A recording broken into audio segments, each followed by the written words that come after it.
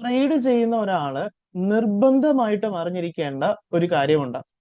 അതായത് പലർക്കും ഒരുപാട് ലോസുകൾ ഉണ്ടാവുന്നത് ഒഴിവാക്കാനൊക്കെ സഹായിക്കുന്ന ഒരു കാര്യമാണ്. അതായത് ഈ കാണുന്നത് കണ്ടോ, ഇതൊരു ക്യാൻഡിൽ സ്റ്റിക്ക് ആണെന്ന് എല്ലാവരും കരുതുക. ഓക്കെ, ഈ കാണുന്ന ഒരു ക്യാൻഡിൽ സ്റ്റിക്ക് ആണ്. ഇതൊരു ഗ്രീൻ കളർ ക്യാൻഡിൽ ആണ്. അപ്പൊ ഇതൊരു ബുള്ളിഷ് ക്യാൻഡിൽ ആണ്. നമ്മൾ സാധാരണഗതിയിൽ എല്ലാവരും പഠിക്കുന്നത് എന്താണ്? ഇതൊരു ഗ്രീൻ ക്യാൻഡിൽ ആണ്. ഗ്രീൻ ക്യാൻഡിൽ എന്ന് വെച്ചാൽ എന്താണ്? ഇത് ബുള്ളിഷ് ആണ്, ബയേഴ്സ് ഉള്ള ക്യാൻഡിൽ ആണ് എന്നതാണ്. ഓക്കെ, അപ്പൊ അതായത് ഇൻസ്റ്റിറ്റ്യൂഷൻസോ അല്ലെങ്കിൽ മാർക്കറ്റിലുള്ള പാർട്ടിസിപ്പൻസോ ഇവിടെ ബയേഴ്സ് ആണ്, അതുകൊണ്ടാണ് ഈ ക്യാൻഡിൽ ഇങ്ങനെ ഫോം ആവുന്നത്. ഇങ്ങനെ പഠിക്കുന്നത് മുതല് നമ്മുടെ ഫെയിലിയർ സ്റ്റാർട്ട് ചെയ്യും. ഈ ഒരു പഠനം, ഈ ബേസിക്സ് മുതലേ നമ്മൾ പഠിക്കുന്നതിലാണ് നമ്മുടെ പ്രശ്നം ഇരിക്കുന്നത്. ശരിക്കും നമ്മൾ ഈ കാണുന്ന ക്യാൻഡിൽ സ്റ്റിക്ക്, അതായത് ഈ ഒരു ഗ്രീൻ ക്യാൻഡിൽ തന്നെ എടുത്തോളാം. ഈ ക്യാൻഡിൽ എന്ന് വെച്ച് കഴിഞ്ഞാല് ഞാൻ ഇവിടെ 2-3 കണ്ടീഷൻ കാണിച്ചു തരാം. ശ്രദ്ധിച്ച് കാണുക കേട്ടോ, സ്കിപ്പ് ചെയ്ത വളരെ ഇമ്പോർട്ടന്റ് ആയിട്ടുള്ള ഒരു കാര്യമാണ്. പലരും ഇത് ശ്രദ്ധിക്കാറില്ല.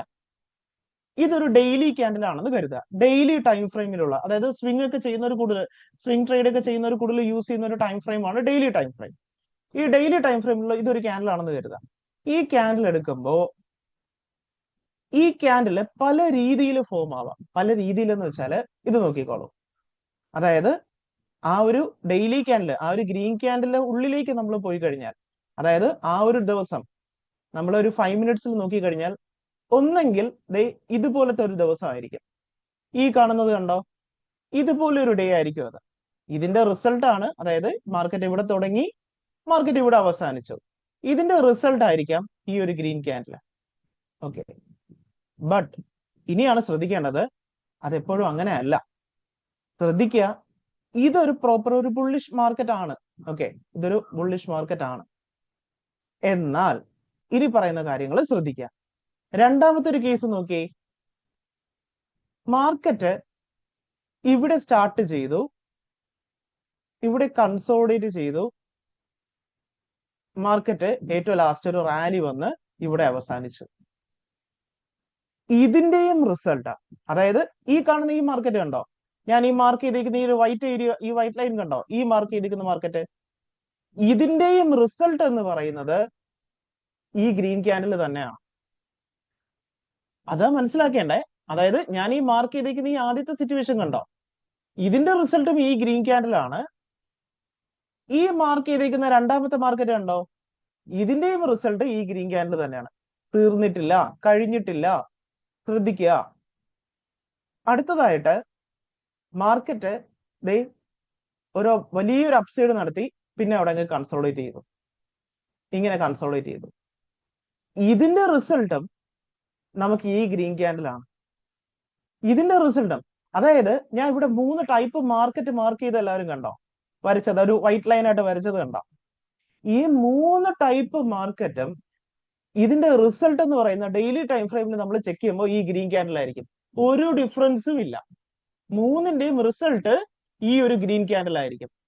പക്ഷെ നമുക്ക് പറ്റുന്ന മിസ്റ്റേക്ക്, ഇത് 3ഉം ഒരുപോലെ അല്ല നമ്മൾ ട്രീറ്റ് ചെയ്യേണ്ടത്. ഇത് 3ഉം ഇൻസ്റ്റിറ്റ്യൂഷണൽ പ്രസൻസ് ഉള്ള മാർക്കറ്റ് അല്ല.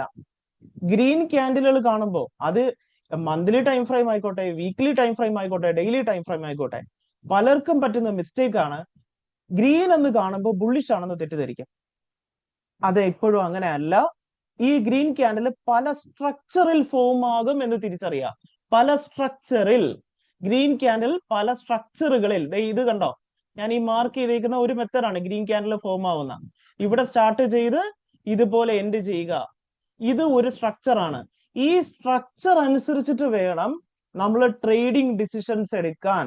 ഏത് സ്ട്രക്ചറിലാണ് ഈ ഗ്രീൻ ക്യാൻഡിൽ ഫോം ചെയ്തത്? അല്ലാതെ നമ്മൾ പോയിട്ട് ഇതൊരു ഗ്രീൻ ക്യാൻഡിൽ, ഇത് ബുള്ളിഷ്, അല്ലാതെ നമ്മൾ പോയിട്ട് ഒരു റെഡ് ക്യാൻഡിൽ വന്നു, ഓക്കെ, ഒരു റെഡ് ക്യാൻഡിൽ കണ്ടു, ഇത് ബിയറിഷ്, ഇങ്ങനെയല്ല. ഇങ്ങനെയാണ് ദയവ് ചെയ്ത് പഠിക്കുന്നതെങ്കിൽ ആ പഠനത്തിൽ ഒരുപാട് മിസ്റ്റേക്കുകളുണ്ട്. നമ്മൾ അത് മനസ്സിലാക്കണം. നമ്മൾ എത്ര വർഷം ഒരുപാട് വർഷമായിട്ട് പഠിക്കുന്നവരുണ്ടാവും, പഠിച്ചു വരുന്നവരുണ്ടാവും. ആ വരുന്നവർക്ക് ആ ഒരു മിസ്റ്റേക്ക് അറിയാവുന്നവർ, ഈ കാര്യങ്ങൾ അറിയാവുന്നവരുണ്ടാവും. അറിയാത്തവർക്ക് വേണ്ടിയാണ് ഞാൻ ഈ കാര്യം പറയുന്നത് കേട്ടോ. അറിയാത്തവർക്ക് വേണ്ടിയാ പറയുന്നത്. നമ്മൾ ഈ റെഡ് ഗ്രീൻ ഇങ്ങനെ കാണുന്ന സമയത്ത് ഇത് ബുള്ളിഷ് ബയേഴ്സ് ആണെന്നും ഈ കാണുമ്പോൾ ഇത് സെല്ലേഴ്സ് ആണെന്നും തെറ്റിദ്ധരിക്കരുത്. ഇതൊക്കെ പല സ്ട്രക്ചറിൽ ഫോം ആവും എന്ന് ഓർക്കുക. ഇത് ബുള്ളിഷ് ക്യാൻഡലിന്റെ ഒരു സ്ട്രക്ചർ, ഇത് ബുള്ളിഷ് ക്യാൻഡലിന്റെ മറ്റൊരു സ്ട്രക്ചർ, ഈ കാണുന്നത് മറ്റൊരു സ്ട്രക്ചർ. അപ്പൊ ഇതിനെ പലതിനെയും നമ്മൾ എന്ത് ചെയ്യണം? ഇതിനെ ട്രേഡ് ചെയ്യുന്ന രീതിയിലല്ല നമ്മൾ ഇതിനെ ട്രേഡ് ചെയ്യേണ്ടത്, ഈ സെക്കൻഡ് മെത്തേഡിനെ ട്രേഡ് ചെയ്യേണ്ടത്, ഇതിന്റെ പിറ്റേ ദിവസം ട്രേഡ് ചെയ്യേണ്ടത്. ഈ ഒരു സ്ട്രക്ചർ ഉണ്ടോ, ഇതിനെ ട്രേഡ് ചെയ്യുന്ന രീതിയിലല്ല നമ്മൾ മറ്റേനെ കൺസിഡർ ചെയ്യേണ്ടത്. അപ്പൊ ഇതിൽ ഏതാണ് ഇൻസ്റ്റിറ്റ്യൂഷണൽ സ്ട്രക്ചർ, എങ്ങനെയാണ് ബിഗ് ഇൻസ്റ്റിറ്റ്യൂഷൻസിനെ മനസ്സിലാക്കേണ്ടത്, ഇതിൽ ഏത് സ്ട്രക്ചർ വന്നാലാണ് നമുക്ക് മാർക്കറ്റിൽ, ഇതിൽ ഏത് സ്ട്രക്ചറിൽ ഫോം ആവുന്ന ക്യാൻഡിൽ വന്നാലാണ് നമ്മൾ മാർക്കറ്റിൽ എൻ്റർ ചെയ്യേണ്ടത് എന്നതൊക്കെയാണ് നമ്മൾ പ്രോപ്പർ ആയിട്ട് അറിഞ്ഞിരിക്കണം. അല്ലാതെ നമ്മൾ ജസ്റ്റ്, അത് ഞാൻ എല്ലാ വീഡിയോസിലും പറയുന്ന ഒരു കാര്യമാണ്, ക്യാൻഡിൽ മാത്രം നോക്കിയിട്ട് ഡിസിഷൻ എടുക്കരുതെന്ന് ഞാൻ എപ്പോഴും പറയാറുണ്ട്. അതിന്റെ ഒരു റീസൺ ആണ് ഈ പറഞ്ഞത്. അപ്പൊ ഞാൻ ഇപ്പൊ ഈ പറഞ്ഞ ഈ 3 സ്ട്രക്ചറിന്റെ കേസ് എല്ലാവർക്കും ക്ലിയർ ആയിട്ടുണ്ടോ? ഈ മാർക്ക് ചെയ്തത് എല്ലാവർക്കും മനസ്സിലായിട്ടുണ്ടോ എന്ന് എനിക്ക് അറിയില്ല.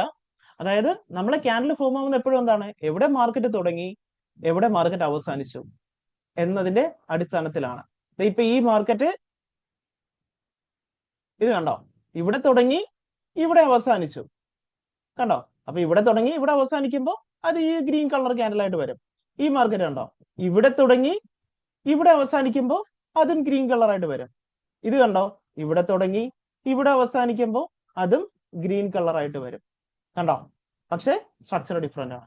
അപ്പൊ ഇത് ഞാൻ ഈ പറഞ്ഞ കാര്യം, ഇത് ഞാൻ ഇതിനെപ്പറ്റി ഡീറ്റെയിൽ ആയിട്ട് വീഡിയോ ചെയ്യാം. ഇത് ഈ കേസ് ഞാൻ ഈ പറഞ്ഞ ഈ ഒരു ബേസ് ആദ്യം, കാരണം ഞാൻ ഈ പറഞ്ഞ ബേസ് എല്ലാവർക്കും ക്ലിയർ ആയിട്ടുണ്ടോ എന്ന് കമന്റ് പറയുക. കാരണം ഇത് ക്ലിയർ ആയാലേ ഞാൻ നെക്സ്റ്റ് വീഡിയോ ഇത് പറഞ്ഞിട്ട് ഉപയോഗം ഉണ്ടാവത്തുള്ളൂ. അപ്പൊ ഇപ്പൊ ഞാൻ ഈ പറഞ്ഞ കാര്യം ഉപയോഗപ്പെട്ടിട്ടുണ്ടെങ്കിൽ ഞാൻ ഇതിനെപ്പറ്റി ഡീറ്റെയിൽ ആയിട്ട് ഇനി വീഡിയോ ചെയ്യാം, കണ്ടിന്യൂഷൻ വീഡിയോ ചെയ്യാം. ഉപകാരപ്പെട്ടിട്ടുണ്ടെങ്കിൽ അത് ബിലോ കമന്റിലോ ഇട്ടോ ലൈക്കോ ഇട്ടോ പറയുക. എത്രത്തോളം ആൾക്കാർ അത് പറയുന്നുണ്ട് ഞാൻ എന്റെ കണ്ടിന്യൂഷൻ ചെയ്യാം. കാരണം ഇത് സ്വിംഗ് ഒക്കെ ചെയ്യുമ്പോൾ, സ്വിംഗ് ട്രേഡ് ചെയ്യുമ്പോൾ നമ്മളെ ഷെയർസ് ഒക്കെ ബൈ ചെയ്യത്തില്ലേ, ആ സമയത്ത് നമുക്ക് ഉപകാരപ്പെടുന്ന ഒരു കാര്യമാണ്. ഓക്കെ, അപ്പൊ ഇത് യൂസ്ഫുൾ ആണ്, കണ്ടിന്യൂ ചെയ്യണമെന്നെങ്കിൽ തീർച്ചയായിട്ടും പറയുക. ഞാൻ ഇതിന്റെ ഡീറ്റെയിൽ ആയിട്ടുള്ള വീഡിയോസ്, ചെറിയ ചെറിയ വീഡിയോസ് ആയിട്ട് ഞാൻ ചെയ്യാവുന്നതാണ് കേട്ടോ. ഉപകാരപ്പെട്ടിട്ടുണ്ടെങ്കിൽ തീർച്ചയായിട്ടും ചെയ്യുന്നതാണ്. നമ്മളെ പഠനത്തിലുള്ള ഇത്തരത്തിലുള്ള, നമ്മൾ ചിലപ്പോൾ അത് നമ്മളെ പഠനത്തിൽ ഒരു ചെറിയ ഗ്യാപ്പ് ആയിരിക്കും, നമ്മൾ പഠിച്ചതിന്റെ ശരിയും തെറ്റുകളും ഉണ്ടാവും. അപ്പൊ തെറ്റുകൾ നമ്മൾ മാറ്റി നിർത്തിയിട്ട് ശരികളിൽ കൂടുതൽ ശരികൾ പഠിക്കുക. അപ്പൊ നമുക്ക് എന്ത് ചെയ്യും, നമ്മൾ ഇമ്പ്രൂവ് ആവും. നമ്മൾ ആസ് എ ട്രേഡർ എന്ന നിലയിലും മാർക്കറ്റ് അനലൈസ് ചെയ്യുന്ന കാര്യങ്ങൾ നമ്മൾ ഒരുപാട് ഇമ്പ്രൂവ് ആവും. അപ്പൊ ഉപകാരപ്പെട്ടിട്ടുണ്ടെങ്കിൽ പറയുക, അത് കമന്റ് ചെയ്യുക. കമന്റ് ചെയ്താൽ എനിക്ക് മനസ്സിലാവും. സൈലന്റ് ആയിട്ട് കാണാതിരിക്കുക, സൈലന്റ് ആയിട്ട് കണ്ടാൽ എനിക്ക് മനസ്സിലാവത്തില്ല എന്നതുകൊണ്ടാണ്. ഓക്കെ, അത്രയേ ഉള്ളൂ. ഞാൻ ഇതിന്റെ കണ്ടിന്യൂഷൻ, ഈ ഒരു സ്ട്രക്ചർ മനസ്സിലായിട്ടുണ്ടെങ്കിൽ ഇതിന്റെ കണ്ടിന്യൂഷൻ നെക്സ്റ്റ് വീഡിയോയിൽ ചെയ്യുന്നതായിരിക്കും കേട്ടോ.